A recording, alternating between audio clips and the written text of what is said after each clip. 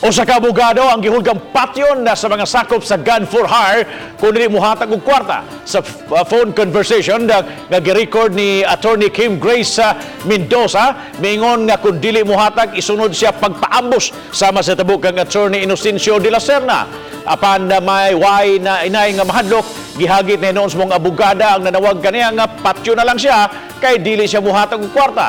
Nasayran nga kaduha na kini kay gayon nga gitawgan siya og lalaki og napablatter na usab kini niya sa kapulisan.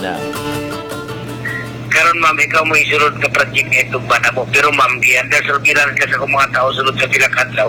Okay, sir. Pwede pa ka na mo po iyon, tabangan ka na mo. Kapatyan naman ko, sir. Pero sikiray mong baba, tabangan ka na mo, wala may tabon mo. Ayaw lang, sir. Mas gusto ko patyo na lang ko, sir. Mo ba? Wala gusto na mo? Mas gusto ka nga patyong ka. Oo, kaya wala ko'y kwarta. Mayroon mo kang kwarta, sir. Wala mo ko'y kwarta. Oo! Tapos, wala problema kung ano yung gusto. Kung yung mga regular pong robbery incident and theft incident dito, hinahanap natin yung suspect, lalo na po yung magkakos ng threat or ng death ng mga nasa judiciary natin, no? We will find them. Kung kinakailangan isa-isahin natin sila,